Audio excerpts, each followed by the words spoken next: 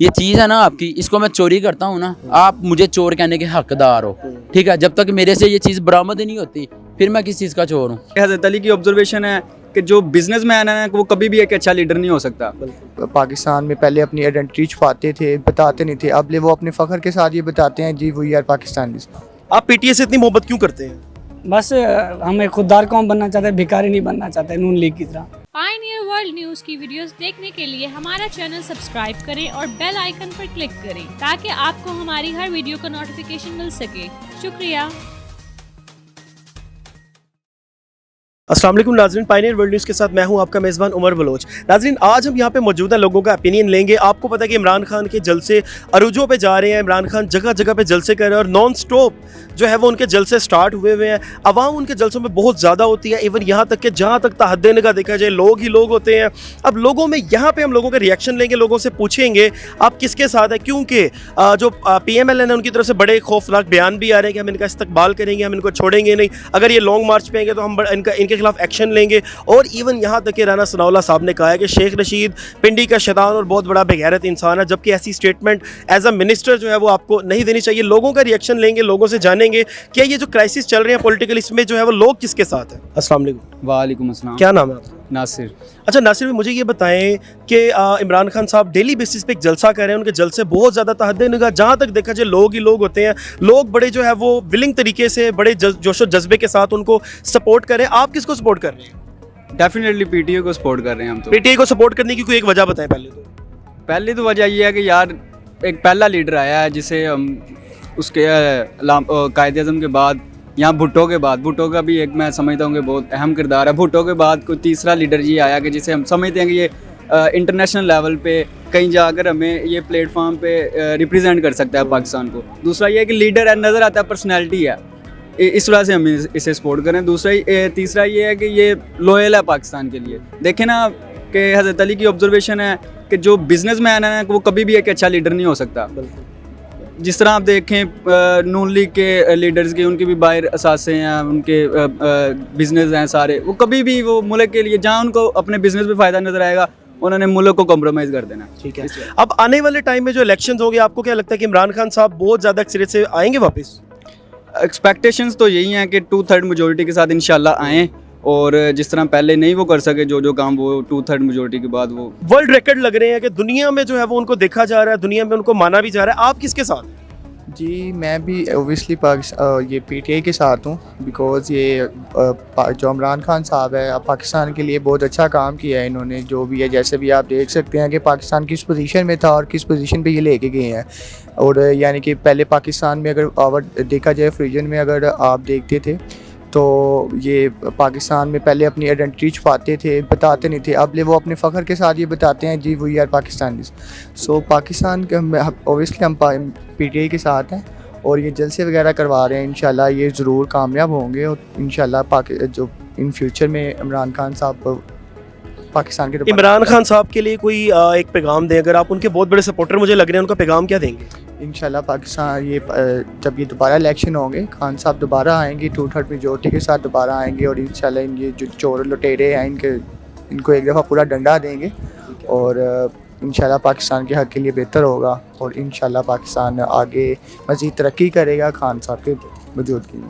पाकिस्तान खान साहब की क़यादत में मज़ीद तरक्की करेगा और खान साहब वापस आएंगे। जो नौजवान हमारे हैं उनका यही है कि हम इमरान खान साहब को ही दोबारा देखना चाहते हैं। राना सनाउल्लाह साहब जो है वो उनका एक स्टेटमेंट है उनकी शेख रशीद के लिए कि ये जो पिंडी का शैतान बेगैरत इंसान है, हम इसको छोड़ेंगे नहीं। मतलब देखिए, आप बीइंग अ मिनिस्टर, क्या आप इस तरह के जो है वो स्टेटमेंट देना आपके लिए जो है वो आपकी इज़्ज़त को इससे फ़र्क नहीं पड़ेगा, या पाकिस्तान का जो है वो चेहरा क्या जाएगा कि पाकिस्तान के मिनिस्टर गालियाँ देते हैं? बस जी इस तरह ये गलत गुफ्तगू कर रहे हैं इक़्तिदार में आगे। जब ये इक़्तिदार से बाहर थे तब ये नज़र नहीं थे आए, और अब आके दनदनाते फिर रहे हैं कि हम ये कर देंगे, हम वो कर देंगे। कुछ भी नहीं कर सकते। ये देखना इंशाल्लाह PTI दोबारा आएगी, खान साहब दोबारा आएंगे इंशाल्लाह और 2/3 मेजोरिटी के साथ। इमरान खान साहब के लिए कोई पैगाम दें?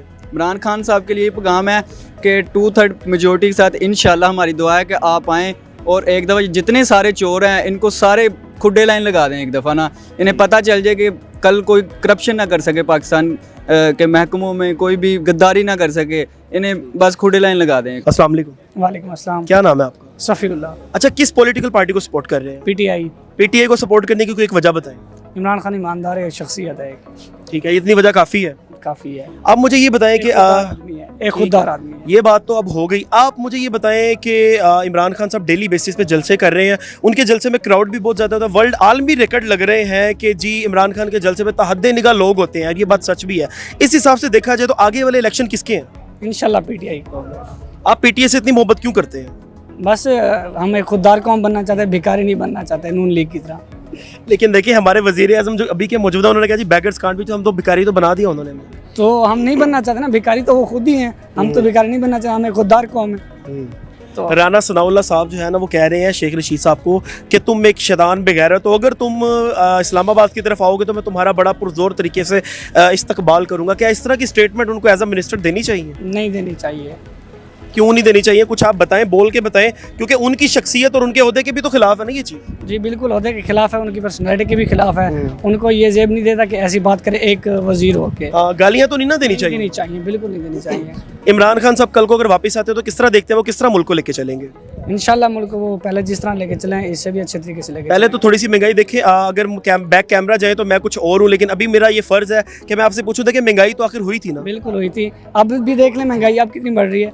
अब घी जो है वो बढ़ गया है, पेट्रोल अभी आगे बढ़ जाएगा, ठीक है, दालें महंगी हो गई हैं, आटा बहुत ज़्यादा महंगा हो गया। हमारे वज़ीर आज़म साहब कहते हैं कि मैं अपने कपड़े बेच के आटा सस्ता करूँगा, कैसा पॉसिबल है? नहीं, ऐसा पॉसिबल नहीं है। बस कपड़े ना बेचे, अपने ये लंदन वाले फ्लैट्स बेच के आवाम को दे दे। ये आपने बहुत बड़ी बात कर दी है। कपड़े नहीं बेचे जनाब, लंदन वाले अपने फ्लैट्स बेच के हमें आटा सस्ता करके दे, फिर हम आपको ज़रूर मानेंगे। सबसे पहले मुझे ये बताएं किस पॉलिटिकल पार्टी को सपोर्ट कर रहे हैं? हम नून लीग को। नून लीग को। नून लीग को सपोर्ट करने की कोई एक वजह बताएं। वजह ये है, बात है कि काम अच्छे कर रहा है, ठीक है। क्या काम अच्छा किया उसने? हमें ये जो मेट्रो के पुल वगैरह बना के दिए हैं, हमें उसने क्या नाम है हॉस्पिटल्स वगैरह बना के दी, यूनिवर्सिटियाँ बना के दी हैं, ठीक है। और एक खान साहब है, 3.5 साल से हमें लाइन में लगाया हुआ है कि जी मैं ये करूँगा, मैं वो करूँगा, मैं ऐसे करूँगा, मैं वैसे करूँगा। महंगाई पे उसने पूरा जोर रखा हुआ है, ठीक है। महंगाई के अलावा उसने कुछ भी नहीं किया है, ठीक है। अभी भी लोग जो है ना देख नहीं रहे हैं, नीचे वाले तबके को नहीं लोग अभी भी देख रहे। वो अभी भी यही कह रहे हैं कि हम ना सिर्फ अपने खाने पीने पे तवज्जो दें, ठीक है, हम लोगों के बारे में ना सोचें। अच्छा, इस टाइम हुकूमत किसकी है पाकिस्तान में? इस टाइम नून लीग की है। नून लीग ने आते साथ ही जो घी की कीमतें बढ़ाई हैं, आटे की कीमतें बढ़ाई हैं, उसके अलावा जो है वो प्याज, गंदम, लहसन वगैरह सब कुछ कीमतें बहुत ज़्यादा बढ़ गई हैं। आने वाले टाइम में वो कह रहे हैं कि पेट्रोल भी हो सकता है 250 रुपये लीटर मिले। तो अब आप महंगाई का जिम्मेदार किसको बनाएंगे? जाहिर सी बात है, जब हुकूमती ख़जाने में 22 अरब रुपया छोड़ के गया है, उसमें से 20 अरब ऑलरेडी उसने लगा दिए हैं, ठीक है। ये नई हुकूमत ने 2 अरब में मुल्क तो नहीं ना चल सकता। 20 अरब कहाँ पे लगाए? 20 अरब ये जो अब नए प्रोजेक्ट शुरू हुए हैं, ठीक है। देखिए प्रोजेक्ट तो इमरान खान के दौर में स्टार्ट हुए थे ना। देखिए अगर इमरान खान की गवर्नमेंट ना चाहती तो उन्होंने भी तो 5 साल इसी में सर्वाइव करना था ना। अब ये लोग कहें कि 20 अरब लगा दिए हैं, 2 अरब रह गए, तो फिर हुकूमत में क्यों आए हैं? अब बात है कि पहली हुकूमतों ने भी सारा सर्वाइव किया है, उन्होंने तो कुछ भी नहीं किया। उन्होंने ज़्यादा से ज़्यादा नून लीग की हुकूमत में ज़्यादा से ज़्यादा भी ना 10 से 15 रुपए घी के बढ़े थे, मुझे बड़ी अच्छी तरह लेकिन याद है। अब भी तो घी बढ़ गया ना। अब जाहिर सी बात है, अब जहाँ पे 480 रुपए का हम खा रहे हैं घी, ठीक है, वहाँ पे वो 20-30 रुपए और बढ़ा देते हैं। इसमें कोई फ़र्क तो नहीं पड़ता। देखिए मेरी बात सुने, अब यही चीज़ है, आहिस्ता आहिस्ता कीमतें बढ़ती हैं। 3.5 साल में थोड़ी थोड़ी करके कीमतें बहुत ज़्यादा बढ़ गई। आगे जो अगली हुकूमत आई है, पॉजिटिविटी तो तब थी ना कि आते साथ ही वो कहते भाई क्यों 300 रुपये लीटर हो गया है, जरा पेट्रोल है 100 रुपये लीटर हो गया, फिर आवाम उनको अच्छा भी जानती है। अब जितने PML के सपोर्टर थे ना, वो भी उनके खिलाफ हो गए। हमने तो आपको बेहतरी के लिए वोट दिया था, बस आपने कीमतें बढ़ा दी हैं। बात है अब इमरान खान के सपोर्टरों वाली ही बात है। वो कहते हैं ना आते साथ कुछ भी नहीं हो सकता, 70 साल का गंद है, वो हम ऐसे रिमूव करेंगे, ऐसे रिमूव करेंगे। अब ये हम कहते हैं कि 3.5 साल का गंद है, आहिस्ता आहिस्ता हम भी आहिस्ता आहिस्ता रिमूव करेंगे। अब 70 साल को आप 3 साल के साथ कंपेयर तो नहीं ना कर सकते। कंपेयर बात है, अगर पहले वो साबित तो करेंगे 70 साल का गंद है तो कहाँ पे है, अगर है तो उन्हें पकड़ें। अब अच्छा एक मेरी बात सुने, अब हमारी जो अदालतें हैं ना, जिन्होंने अभी फैसले दिए हैं, इन्हीं अदालतों ने नवाज शरीफ को जो है वो ताहयात नाअहल करार दिया था। इन्हीं अदालतों ने जो सारे रेफरेंसेस दायर हुए हुए हैं, सारे जो है वो मतलब जो PMLN के ओहदेदार हैं, हमारे वज़ीर आज़म साहब भी जमानतों पे बाहर है। अब मुझे अब ये बताएं, इमरान खान साहब के 3.5 साल की गलतियाँ कंपेयर टू 30 ईयर्स ओल्ड, ठीक है, 30 साल से हमारी PMLN ने भी हुकूमत की है। पाकिस्तान इस टाइम जहाँ पे खड़ा हुआ, क्या ये पूरे पाकिस्तान के बुरे हालात 3.5 साल की वजह से हैं? ये बात नहीं है, सारी हुकूमतों में हुआ है ये सब, हम्म। ठीक है। मुशर्रफ के दौर में भी हुआ है, जरदारी के दौर में सबसे ज़्यादा हुआ है। मुशर्रफ दौर में घी, सूफी घी का पैकेट 65 रुपये किलो था, ठीक है। जरदारी दौर में आके वही घी का पैकेट तकरीबन 150 रुपये चला गया। अब जरदारी किसके साथ है? अब जरदारी नवाज शरीफ के साथ है। तो अब मुझे बताया कि जरदारी ने सबसे ज्यादा अगर तबाही फेरी है तो अब शहबाज शरीफ साहब ने उसका हाथ क्यों पकड़ा? भाई मेरी बात सुनो, ये आप जवाब दें आवाम को। मैं दे रहा हूँ, ये सियासत है, ठीक अच्छा। है। जब उन्होंने देखा ना कि ये एंटर हो गए हैं, वो इस वजह से पीछे पीछे हैं, ठीक है। उन्होंने कहा था कि मुझे अब जो है ना वो बनाओ, वजीर आज़म मुझे बनाओ, जरदारी साहब ने, लेकिन अब उन्होंने टैप आउट कर देना है।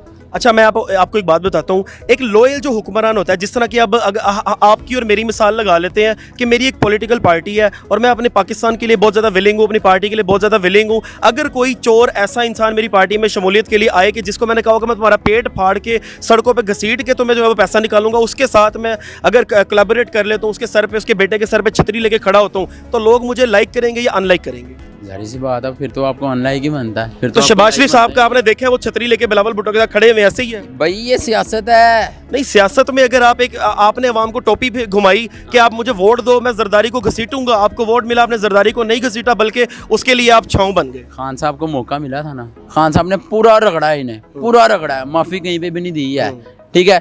ये चीज़ है ना आपकी, इसको मैं चोरी करता हूँ ना, आप मुझे चोर कहने के हकदार हो, ठीक है। जब तक मेरे से ये चीज़ बरामद ही नहीं होती, फिर मैं किस चीज़ का चोर हूँ? देखिए, वो एक बात अलग है, लेकिन यहाँ पे जो है वो सारी वही पार्टीज पे जिन पे उन्होंने सियासत की है, उन्हीं पार्टी को अपने साथ उन्होंने मिला लिया, वजारतें बांट रहे हैं। पूरे पाकिस्तान में कोई मतलब 11 जमातों में हुकूमत बढ़ चुकी है। अब हम अगर आप नवाज शरीफ के साथ हो ना, तो फिर आप बिलावल भुट्टो जिंदाबाद का भी नारा लगाओ। मैं कभी भी नहीं लगाऊंगा। तो फिर आपके और मैं मज़े की बात बताऊँ आपको, मैं बेसिक सिंधी हूँ, मैं सिंध का रहने वाला हूँ, लाड़काना नवाब शाह का, ठीक है।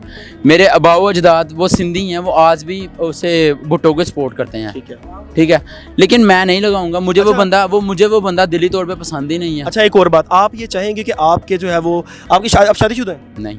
अगर आपकी कल को शादी होती है, अल्लाह पाक आपको बेटे दे, बेटियां दे, आप क्या ये चाहते हैं कि वो लोग पूरे के पूरे जो नवाज शरीफ की काबीना है उन जैसे बने?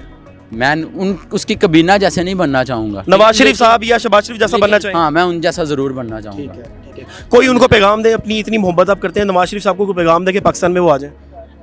मैं अपना ना सिर्फ नवाज शरीफ साहब से यही पैगाम देना चाहता हूँ कि सर आप काइंडली वापस आ जाए हमारे मुल्क में। यहाँ के जो लोग हैं ना वो बहुत ज़्यादा बोल रहे हैं, ठीक है। एक मरतबा आगे ना उन्हें बताएं, क्योंकि बात है हमारे पास जब पैसे आते हैं ना, तो ज़ाहिर सी बात है, आज मेरे पास पैसे आएंगे ना तो मैं अपनी लाइफस्टाइल टोटल चेंज कर लूँगा।